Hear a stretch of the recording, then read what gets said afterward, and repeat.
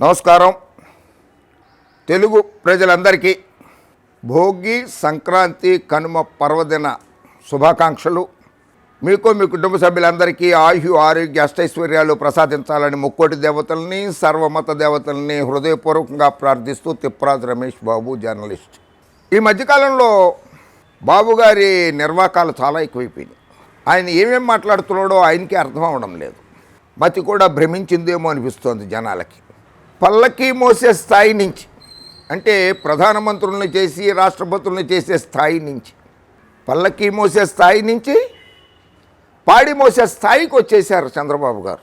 బాబు గారు 2019లోనే తెలుగుదేశం పార్టీకి సగం పాడి కట్టారు. నువ్వు మోసి చూపిస్తున్నావు.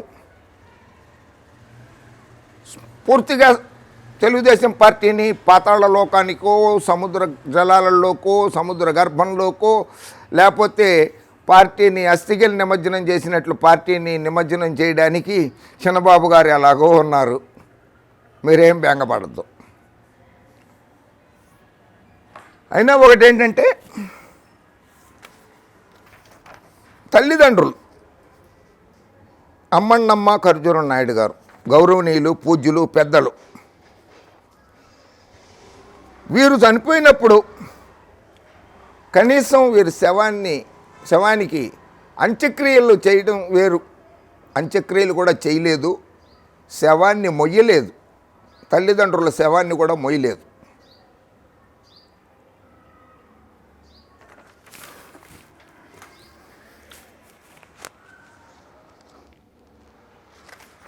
కూతురునిచ్చిన మామగారు విశ్వవిఖ్యాత నట సార్వభౌమ నటరత్న డాక్టర్ పద్మశ్రీ నందమూరి తారక రామారావు గారు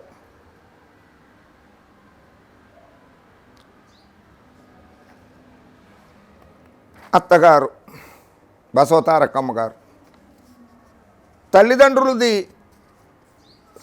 పాడి మొయ్యకపోయినా అత్తగారి పాడి మోసి రుణమన్నా తీర్చుకుంటా ఉంటే ఆ పని చేయలేదు.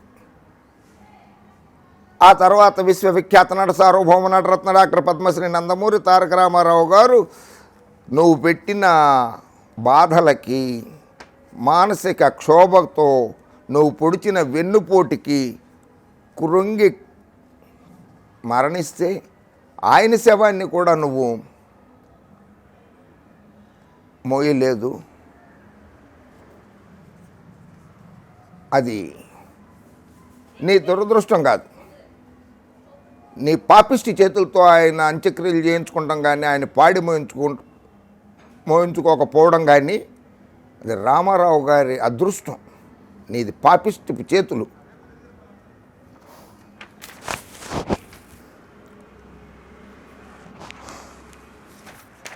ఇది ఆ మొహంలో కళ చూడు.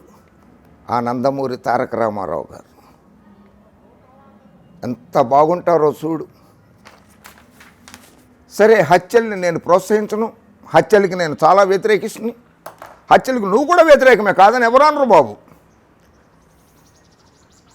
కోడెల శివప్రసాద్ గారు చనిపోయినప్పుడు ఆయన అంత్యక్రియలకు వెళ్ళావు కదా, ఆయన పాడి మోసావా? మొయ్యలేదు కదా. ఇదిగో ఆవిడ అలా కన్నీరు మున్నీరు ఏడుస్తూ ఉంటే ఒక్కసారి అన్నా ఓదార్చావా బాబు? నువ్వు ఓదార్చలేదు. చూడు, నీకంటే వయసులో పెద్దవాళ్ళు ఎంతోమంది వచ్చారు, ఎంతోమంది ఓదార్చారు. నీది ఒక రాతి గుండె బాబు, నీది రాతి గుండె.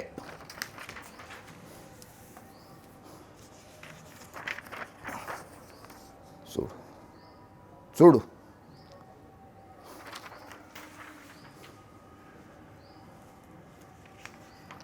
చూడు, నీ దొంగ చూపు చూడు ఎట్లా చూస్తున్నావో. మాహో గారి మొహం వంక, పద్మశ్రీ ఎన్టీ రామారావు గారి మొహం వంక, శవం వంక. నీ దొంగ చూపులే, ఎప్పుడు దొంగ చూపులే నీవి. గోదావరి నది పుష్కరాలలో నువ్వు నీ కుటుంబము సినిమా షూటింగ్ చేసుకుంటా ఉంటే 27 మంది చనిపోయారు. చూడు, 27 మంది చనిపోయారు కదా. ఒక్కళ్ళ శవాన్నైనా మోసావా? సానుభూతి చూపించావా? అది వాళ్ళ దురదృష్టం అన్నావు ఇంకా మీద నుంచి.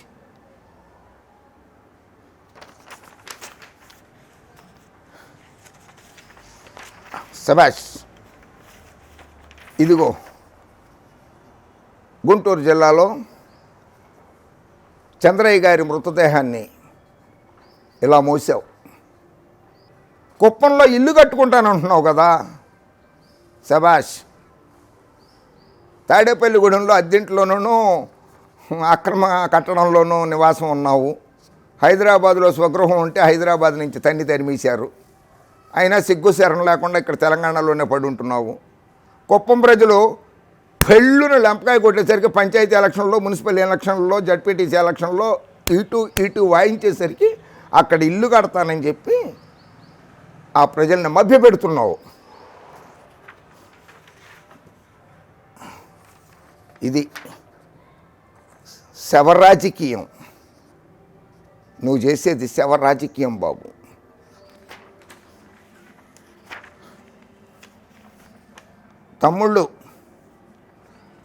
తమ్ముళ్ళు ఒక్కసారి బాగా ఆలోచించండి. తెలుగుదేశం పార్టీ కార్యకర్తలారా ఆలోచించండి.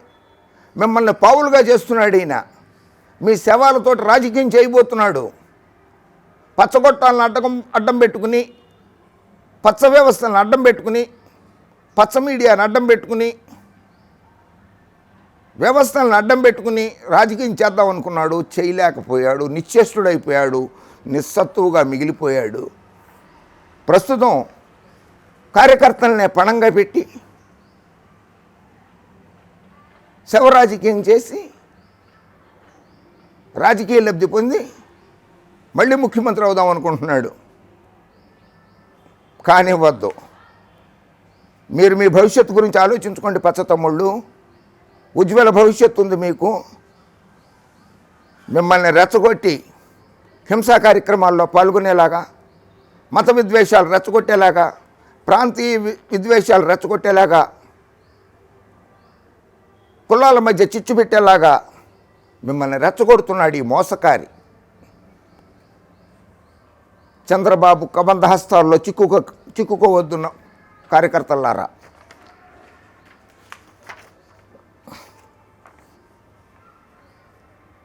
సరే, పల్లకి మోసే స్థాయి నుంచి పాడి మోసే స్థాయికి తీసుకొచ్చిన జగన్, వైఎస్ రాజశేఖర రెడ్డి గారి కుమారుడు వైఎస్ జగన్మోహన్ రెడ్డి మొనగాళ్ళకు మొనగాడు. నువ్వు మోసగాళ్ళకి మోసగాడివి బాబు. నువ్వు మోసగాళ్ళకి మోసగాడివి. జగన్మోహన్ రెడ్డి మొనగాళ్ళకి మొనగాడు. జగన్మోహన్ రెడ్డి ముఖ్యమంత్రి అవడానికి ముందు కాంగ్రెస్ అధ్యక్షురాలు సోనియా గాంధీ, కాంగ్రెస్ వర్కింగ్ ప్రెసిడెంట్ రాహుల్ గాంధీ నీతోటి, చంద్రబాబు నాయుడు నీతోటి, కిరణ్ కుమార్ రెడ్డి గారితో, రోసయ్య గారితో, పవన్ కళ్యాణ్ తోటి, సిపిఐ నారాయణ గారితో, సోము వీర్రాజు గారితో, సిబిఐ అధికారులతోటి, చంద్రజ్యోతితోటి, ఆనాడు దినపత్రికతోటి, 9 టీవీతోటి, 5 టీవీతోటి కుట్రలు, కుతంత్రాలు, న్యాయ దేవతతో కూడా పోరాడాడు వైఎస్ జగన్మోహన్ రెడ్డి. అయినా ప్రత్యర్థులు ఎంతమంది మారిపోయినా సరే హీరో జగన్మోహన్ రెడ్డి ఒక్కడే. ఇంకో 30 ఏళ్ల వరకు కూడా ఆ హీరో, ఆ జగన్మోహన్ రెడ్డి దేశ ప్రజలకి, రాష్ట్ర ప్రజలకి సేవ చేస్తూనే ఉంటాడు. నీలాగా మాయమాటలు, కళ్ళబొల్లి కబుర్లు చెప్పడు వైఎస్ జగన్మోహన్ రెడ్డి. 70 మంది సిబిఐ అధికారులు ఇంటి మీద పడి బీభత్సం సృష్టిస్తుంటే, కుటుంబ సభ్యులందరూ బెదిరిపోతుంటే, తల్లి, భార్య, పిల్లలు అందరూ భయపడుతుంటే కూడా ఒక్కరోజు కూడా ఇది రాజకీయ కక్ష అని గుండెలు బాదుకోలేదు. గుండెని రాయిలాగా చేసుకున్నాడు, నిబ్బరంగా ఉంచుకోగలిగాడు వైఎస్ జగన్మోహన్ రెడ్డి. ఎవరు ఎన్ని ఇబ్బందులు పెట్టినా సరే, ఎదుర్కొన్నాడు, పోరాడాడు. నీలాగా ఏడవలేదు, ఎక్కడ ఏడుపే లేదు. జగన్మోహన్ రెడ్డి ఏడిచాడు జగన్మోహన్ రెడ్డి. ఎస్, డెఫినెట్లీ ఏడిచాడు. నేను అవునంట 100కి 100 పాళ్ళు కూడా జగన్మోహన్ రెడ్డి గారు ఏడిచాడు. ఎక్కడ ఏడిచాడో తెలుసా? రాజశేఖర రెడ్డి గారు చనిపోయినప్పుడు ఆ రాజశేఖర రెడ్డి గారి మరణాన్ని తట్టుకోలేక కొంతమంది గుండెకి మరణిస్తే, కొంతమంది ఆత్మ బలిదానాలు చేసుకుంటే, అటువంటి వాళ్ళని ఓదార్చడానికి, పరామర్శించడానికి ఇళ్ళకి వెళ్ళాడే. ఆ రోజు నాడు ఆ ఇళ్లల్లో బాధితుల కుటుంబాల ఇళ్లల్లో ఏడిచాడు జగన్మోహన్ రెడ్డి.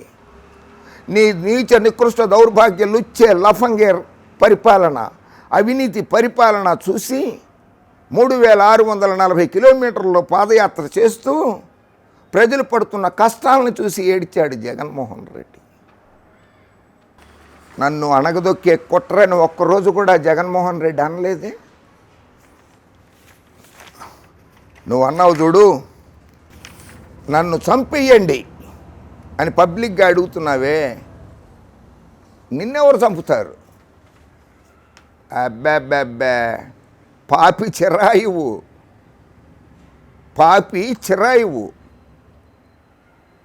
నువ్వు చాలా కాలం బ్రతుకుంటావు. నువ్వు బ్రతుకు ఉండాలి కూడా.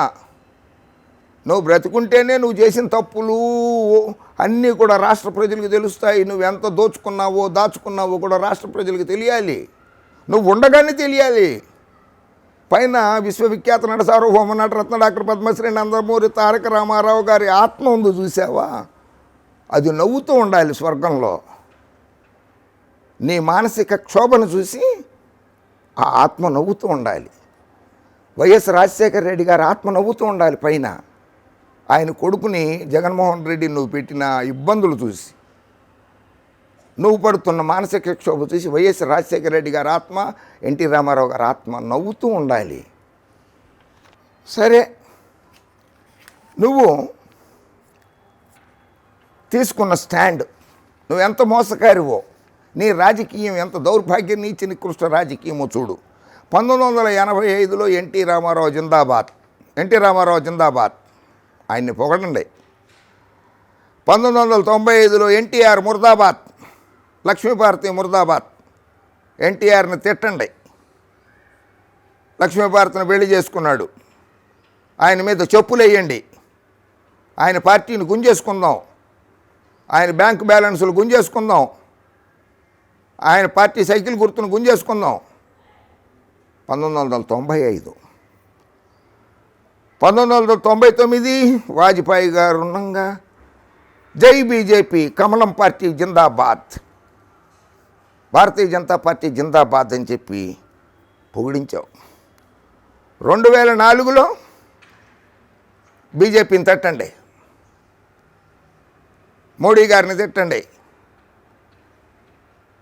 వాజ్పేయి గారిని తిట్టండి, అమిత్ షా గారు వస్తే రాళ్ళు వేయించండి అన్నాం.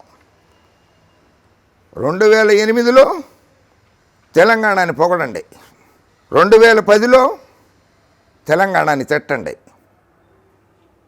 2009లో టీఆర్ఎస్తో పొత్తు పెట్టుకోవాలి కదా, అందుకని తెలంగాణని పొగడండి. 2010లో తెలంగాణని తిట్టండి, 2012లో మళ్ళీ తెలంగాణని పొగడండి, 2013లో సోనియాని తిట్టండి. ఎందుకంటే నరేంద్ర మోడీ గారి నేతృత్వంలోని భారతీయ జనతా పార్టీతో పొత్తులో పెట్టుకోవాలి కనుక సోనియా గాంధీని తిట్టండి. 2014లో మోడీ గారిని పొగడండి. మోడీ గారిని ఏమన్నావు? మోడీ నాకంటే చాలా జూనియర్, మోడీ ఒక అహంకారి, మోడీ ఈ దేశాన్ని నాశనం చేశాడు, మోడీ తప్ప ఎవరైనా సరే నాకు ఓకే, మోడీని ఆంధ్రప్రదేశ్లో అడుగుపెట్టినాను, మోడీ గోద్రా నరహంతకుడు, మోడీని హైదరాబాద్లో అడుగుపెట్టినాను, మోడీ పెళ్ళాంను వదిలేశాడు, మోడీ మతతత్వశక్తి, మతం పిచ్చోడు, మత పిచ్చోడు, అలా అనాల్సినవన్నీ అనేసావు. స్వయాన బావుమరిది వియ్యంకుడైనటువంటి బాకీ గారితో కూడా నటుడితో కూడా హిందీలో కూడా బండబూతులు తిట్టించేసావు. నువ్వు తిట్టిన తిట్లు హిందీలో తెలుగులో తిడితే ఆయనకి మోడీ గారికి అర్థమైనయో కాలేదని చెప్పి ఆయనతో హిందీలో తిట్టించేసావు. అమిత్ షా గారి మీద తిరుపతిలో రాళ్ళు వేయించావు. నిన్ను నమ్ముకున్నాడు కదా అచ్చెన్నాయుడు గారు. అచ్చెన్నాయుడు గారు అన్నయ్య గారు ఎర్రన్నాయుడు గారు. ఆయన చనిపోయినప్పుడు ఆయన పాడి మోసావా? మొయ్యలేదు. ఎందుకంటే ఆయన బీసీ కులస్తులా? కులం అడ్డం వచ్చిందా పాడి మోయడానికి? పదవి పోయింది.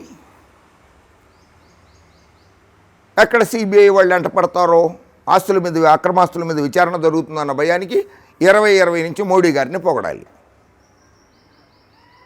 మన పార్టీ రాజ్యసభ సభ్యులను, మన పార్టీ సభ్యుల్ని, ఎంపీలని బీజేపీలో కలిసిపోండి అని చెప్పి పంపించేయాలి. అయినా బాబు గారు, మీరు టూరిజం లీడర్, ఆంధ్రప్రదేశ్కి ట్రావెలింగ్ లీడర్, టూరిజం లీడర్, పర్యాటకుడివి నువ్వు.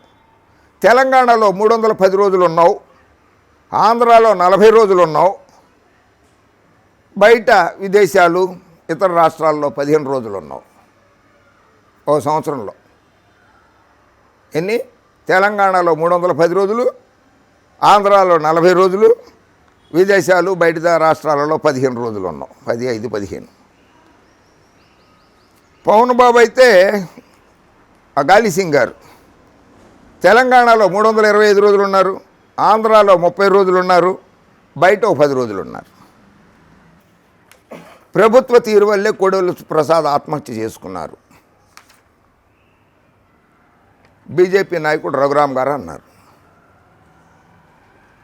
నీకంత సపోర్ట్ చేసిన కోడెల శివరాం గారిని, భౌతికాయాన్ని పాడి మోసావా? మొయ్యలేదు.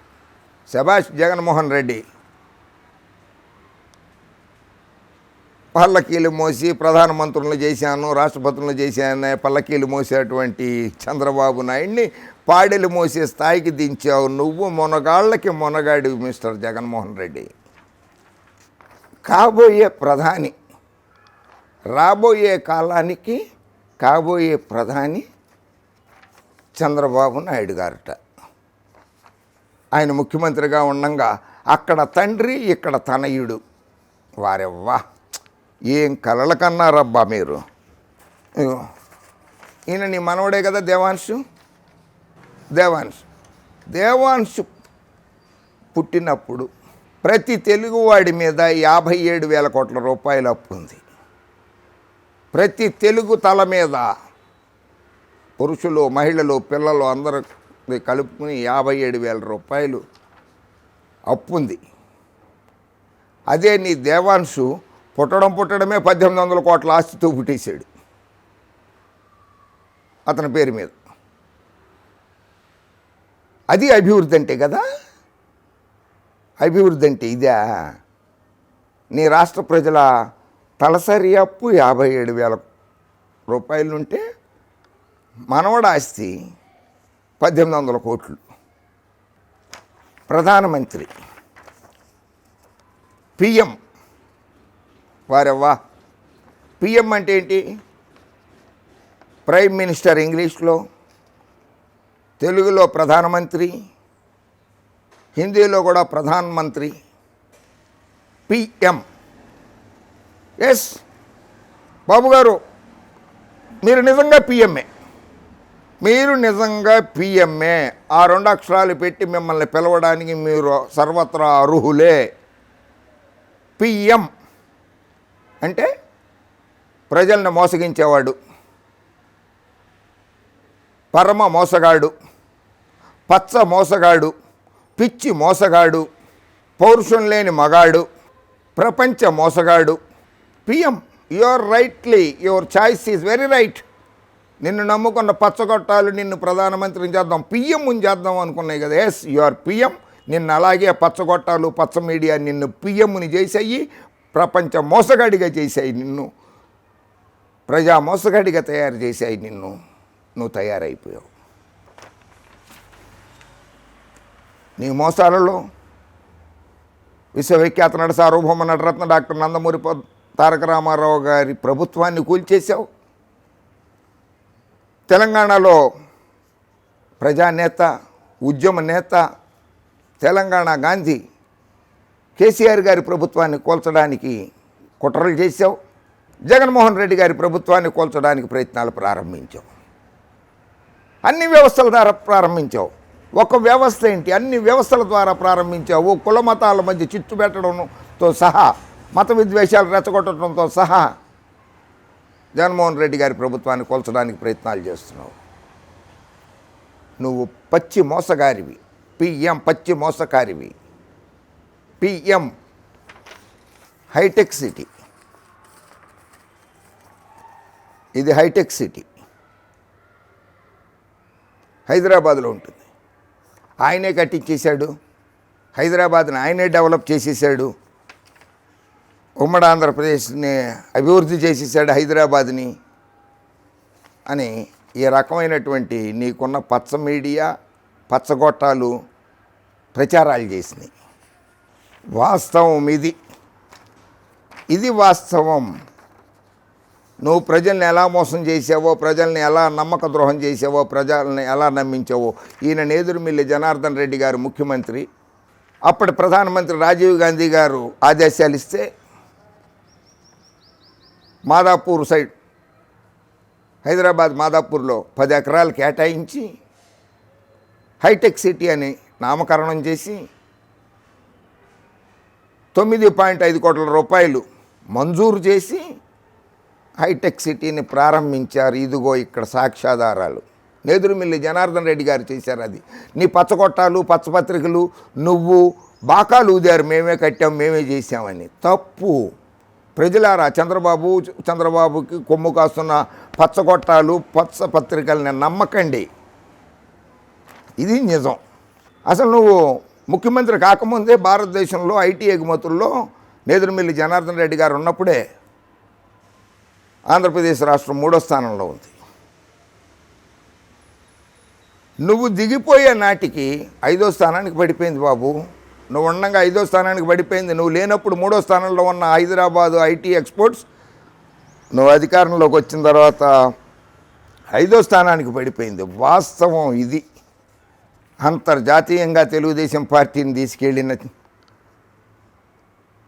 నందమూరి తారక రామారావు గారి ఖ్యాతిని, ఆయన స్థాపించిన పార్టీ సింబల్ని, చిహ్నాన్ని, ఎక్కడెక్కడో ఎగిరిన జెండా ఢిల్లీ, హర్యానా, పంజాబ్, గుజరాత్, మహారాష్ట్ర, మధ్యప్రదేశ్, రాజస్థాన్, హర్యానా, బీహార్, వెస్ట్ బెంగాల్, ఒరిస్సా, తమిళనాడు, అన్ని రాష్ట్రాలలో కూడా తెలుగుదేశం పార్టీ జెండా రెపరెపలాడించారు నందమూరి తారక రామారావు గారు. ఈ రాష్ట్రాలన్నీ నేను తిరిగాను ఆయనతో, ఎన్టీ రామారావు గారితో. 16 రాష్ట్రాలు నేను తిరిగాను ఎన్టీ రామారావు గారితో, ఇంక్లూడింగ్ నాగాల్యాండ్, త్రిపుర, అస్సాం కూడా. ఎన్నికల ప్రచారానికి వెళ్ళి పచ్చ జెండాని రెపరెపలాడిస్తే నీ హయాంలో బీడీ కట్టల మీదకి తీసుకొచ్చేసావు ఆ పార్టీ సింబల్ని. నీ పలుకుబడి ఏ స్థాయికి దిగదారిందో, బీడీ కట్టల స్థాయికి దిగదారిపోయింది. చూసుకో, బీడీ కట్ట మీద ఉంది చూసుకో. ఇక్కడ సైకిల్ గుర్తు, తెలుగుదేశం పార్టీ గుర్తు. ఇదే ప్రపంచవ్యాప్తంగా తెలుగుదేశం జెండా రెపరెపలాడితే ఈ స్థాయికి. ఎస్, దానికి నువ్వు ఈ స్థాయికి దిగిపోవడానికి, ఈ స్థాయికి పడిపోవడానికి నువ్వు చేసుకున్న కర్మ. అలాగే నీకు పిచ్చెక్కడానికి, నీకు మతిమరుపు రావడానికి కారణం మొనగాళ్ళకు మొనగాడు వైఎస్ జగన్మోహన్ రెడ్డి. మంచివాడు, డాక్టర్ గారు ఆయన, నీ తోడల్లుడు, నీకంటే పెద్దవాడు. ఆయన్ని ఎలా మోసం చేసావో ఆయనకి తెలుసు, నీకు తెలుసు, రాష్ట్ర ప్రజలకి తెలుసు. మళ్ళీ ఆయన దగ్గరికి వెళ్ళి నాకు సహాయం చెయ్యి అని అడుక్కుంటున్నావు.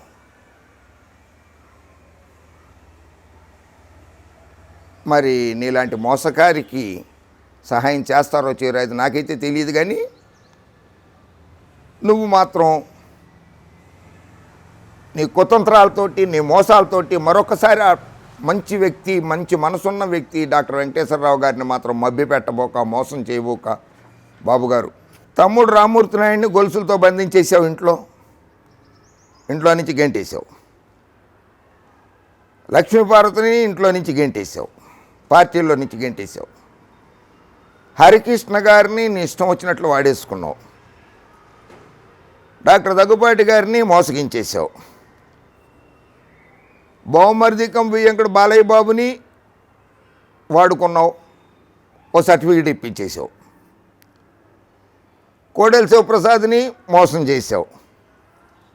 మోత్కుపల్లి నరసింహులు ఎస్సీ నాయకుడు ఆయనకి గవర్నర్గిరి ఇప్పిస్తా, గవర్నర్ పదవి ఇప్పిస్తానని చెప్పి ఆయన్ని మోసం చేశాం. పాపం రేవంత్ రెడ్డి గారు నీ మాటలు నమ్మి ఓటుకు నోటు కేసులో చిక్కుకుని పోయాడు, జైలుకి వెళ్ళి వచ్చాడు. ప్రస్తుతం దత్తపుత్రుడు అయిపోయినట్లున్నాడు గాలి సింగ్ గారు. ఆయన్ని వాడుకుంటున్నావు, ఎంతకాలం వాడుకుంటావో. ఆయన నీ భ్రమలో నుంచి బయటికి రాలేకపోతున్నాడు. ఆయన వెంకటేశ్వరరావు గారిని వాడుకున్నావు, ఆయన్ని బలిపశం చేసేసావు. మంచి పోలీస్ అధికారి ఆయన్ని వాడుకున్నావు, ఆయన్ని బలిపశం చేసేసావు. ప్రముఖ సినీ నటుడు నిర్మాత మోహన్ బాబు గారిని ఎలా వాడుకున్నావో ఆయనే చెప్పేశాడు, మోహన్ బాబు గారే చెప్పారు. ఆయన్ని వాడుకున్నావు, వదిలేసావు. నువ్వెంత దుర్మార్గుడువో మోహన్ బాబు గారు కూడా చెప్పేశారు. గరుడు శివాజీ గారు ఉన్నారు, వాడుకున్నావు. ఆయన దొరికిపోయాడు, కేసులలో ఇరుక్కుపోయాడు, తప్పించుకోలేకపోతున్నాడు. నిన్ను నమ్ముకున్నాడు రవిప్రకాష్, అతను కూడా కొన్ని కేసుల్లో ఇరుక్కోవాల్సి వచ్చింది. బీజేపీకి సహకరించే వాళ్ళంతా దేశద్రోహులే, నువ్వే అన్నావు. మోదీ త్వరలోనే మాజీ అవుతాడు. మోసాల మోడీ, అబ్బెబ్బెబ్బెబ్బే సిగ్గుపడుతుంది. మోసం అన్న పదమే సిగ్గుపడుతుంది. ఎందుకంటే అసలు నువ్వే మోసానికి రాజువి, రారాజువి, చక్రవర్తివి నువ్వే, వేరే వాళ్ళు ఎవరు కారు. మోసాల మోడీ ఇలా చేస్తారని కల్లో కూడా అనుకోలేదు. మోడీపై రాజీ లేదు, మోడీపై రెచ్చిపోతా. మోడీ జిత్తులు కోడికత్తులకి నేను భయపడను. మోడీకి వ్యతిరేకంగా బలమైన కూటమి, మోడీ హటావో దేశ బచావో. కాంగ్రెస్తో దోస్తీ దేశం కోసమే, దేశాన్ని ఏకం చేస్తా, మోడీని దించేస్తా. ఇవన్నీ పత్రికల్లో వచ్చిన క్లిప్పింగ్సే, నేను అన్నది కాదు, మీరు అన్నవే అవన్నీ. బాబు గారు ఏది ఒక్కడు కూడా నిలబెట్టుకోలేకపోయావు. ఎవరిని మోసం చేస్తాడు మోడీ గారు? ఎవరిని మోసం చేశారు? నిన్ను మోసం చేశారా? నీతో పాటు కలిసి పోటీ చేస్తేనే ముఖ్యమంత్రి అయ్యావయ్యా నువ్వు బాబు, లేకపోతే అయ్యి ఉండేవాడు కాదు. నువ్వే మోడీ గారిని మోసం చేసి గబుక్కుని వెళ్ళిపోయి మళ్ళీ సోనియా గాంధీ గారు, రాహుల్ గాంధీ గారు కాళ్ళు పట్టేసుకుని ఆ పార్టీతో పొత్తులు పెట్టేసుకున్నావు. నువ్వు మోడీ గారిని మోసం చేసావు. అధికారంలోకి వస్తే ఇంటికో ఉద్యోగం, ప్రతి జిల్లాకు హైటెక్ సిటీ, నిరుద్యోగులకు 2000 భృతి. గుంటూరు జిల్లా రేపల్లె రోడ్ షోలో బాబు. ఇది నీ పత్రికల్లో వచ్చిందే. ఎంత మోసమయ్యా బాబు గారు. ఇంటికో ఉద్యోగం ఇచ్చావా? ఉన్న ఉద్యోగాలే పీకేస్తేవి. ఉద్యోగాలు ఇచ్చావా? జిల్లాకు హైటెక్ సిటీ అన్నావు, అమరావతి కట్టలేకపోయావు, ఇంక జిల్లాకు హైటెక్ సిటీ ఏం కడతావు? అంటే ప్రతి జిల్లాలో కూడా స్థలాలు కొట్టేద్దామనే. అవ్వవ్వ, రాష్ట్ర రాజధానిలో కాకుండా, తెలంగాణ రాజధానిలో కాకుండా, ఆంధ్రప్రదేశ్లోని ప్రతి జిల్లాలో కూడా ఎకరాలు హైటెక్ సిటీ కట్టేసి దాని పక్కన ఎకరాలు 100 ఎకరాలు అప్పనంగా కొట్టేద్దామనే. అయ్యయ్యో, నీ మోసాన్ని ప్రజలు గ్రహించారు కనుక నిన్ను అధికారంలోకి దించేశారు బాబు. సరే, ఇక ఆఖరిగా చెప్తున్నా, జగన్తో పోటీ పడలేను, నా వల్ల కాదని ఇట్లా చేతులు ఎత్తేసి, ఇలా చేతులు ఎత్తేసి వేసుకుని హరిద్వారు, రిషికేశు, కేదార్నాథ్, బద్రీనాథ్లు ఉన్నాయి కదా, అక్కడెక్కడన్నా మంచి స్థలం చూసుకో. ల్యాంకో హిల్స్, రాజగోపాల్ గారి దగ్గర బోర్డు స్థలం 100 ఎకరాలు ఉన్నాయి అక్కడ. ఆయన దగ్గర కూడా లీజుకు తీసుకోవచ్చు, లేకపోతే కొనుక్కోవచ్చు.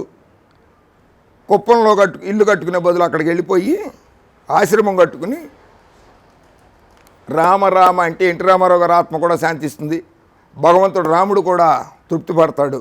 రామ రామ హరే రామ రామ రామ అనుకుంటూ భజన చేసుకో.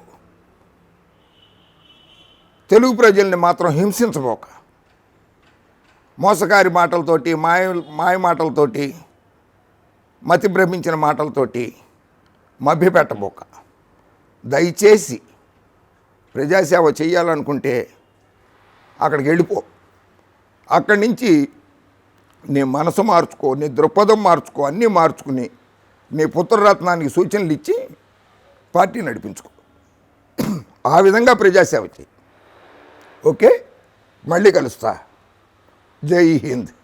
మీకు మీ కుటుంబ సభ్యులకి, బాబుగారు మీకు మీ కుటుంబ సభ్యులకి సంక్రాంతి శుభాకాంక్షలు. మీరంటే నాకు చాలా గౌరవం, మీరంటే చాలా అభిమానం కూడా. నా మీద కోపం తెచ్చుకోవద్దే. Okay, bye.